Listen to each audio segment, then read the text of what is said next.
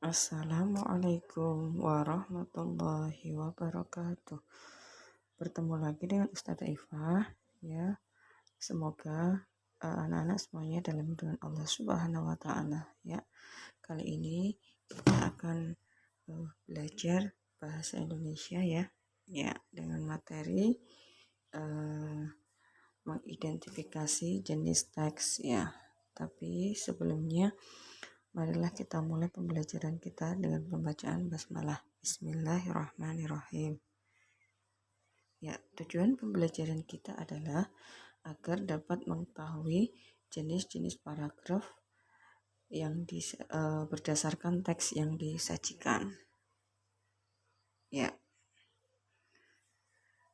menentukan jenis paragraf ya. Jadi sebelumnya kita belajar dulu jenis-jenis paragraf ya. Sebenarnya jenis paragraf ini ada 4 ya kalau yang kita pelajari, tapi hari ini kita belajar dua dulu aja, dua jenis paragraf ya, seperti itu ya. Ya, yang pertama adalah paragraf narasi ya. Paragraf narasi adalah ya, jadi paragraf kata kuncinya paragraf yang menceritakan peristiwa atau kejadian. Yang selanjutnya seolah-olah pembaca mengalami kejadian tersebut ya. Terus ada tokohnya, ada kejadian, ada latar baik tempat ataupun waktu atau suasana ya. Jadi itu ciri-cirinya paragraf narasi. Lebih mudahnya paragraf narasi itu paragraf cerita ya. Biasanya ada kejadian-kejadian, ada tokoh, ada latarnya itu ya. Ya, ini contoh dari paragraf narasi. Ya, setiap harinya Ratna tidak sarapan. Meski bundanya selalu menyiapkan makanan di atas meja, ia tidak pernah menghiraukannya. Lama-lama ia menjadi sakit mah. Ya. Jadi jenis paragraf itu adalah paragraf narasi. Kenapa?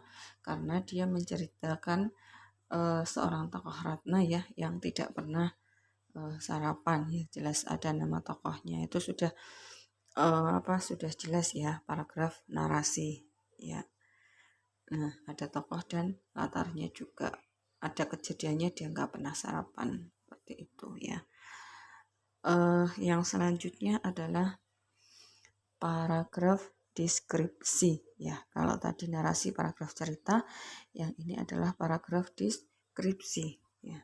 Jadi yang paragraf deskripsi itu menggambarkan sebuah objek atau bisa jadi tempat atau seolah-olah atau benda ya. Nah, ya. Jadi pembaca itu seolah-olah melihat sendiri objek yang digambarkan. Ya, biasanya kita membayangkan kan dengan menggunakan panca indera ya. Ya itu ya, jadi paragraf deskripsi itu biasanya membayangkan suatu objek, bisa benda, bisa tempat. Ya, seolah-olah kita itu nanti di situ bisa membayangkan apa yang digambarkan dalam teks atau paragraf tersebut. Ya, ini contoh dari paragraf deskripsi. Ya, ruang rapat di kantor itu tertata rapi. Ya, kita bisa bayangkan. Di tengah-tengah ruangan terdapat meja ukir yang sangat besar. Ya, ada 8 kursi berwarna coklat muda. Di atas meja diberi vas bunga yang cantik. Vas itu berisi bunga lili yang masih segar. Ya, ini objek menceritakan sebuah objek ruangan ya. Ya, ruangan kantor tertata rapi. Kita bisa bayangkan di tengahnya ada meja ukir yang sangat besar, ada 8 kursi dan diberi vas bunga.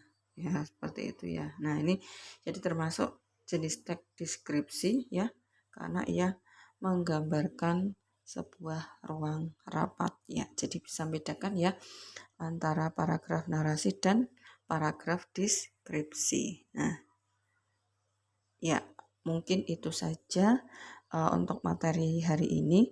Untuk dua jenis paragraf yang lainnya, insya Allah nanti di pertemuan selanjutnya. Jazakallahu khairan. Assalamualaikum warahmatullahi wabarakatuh.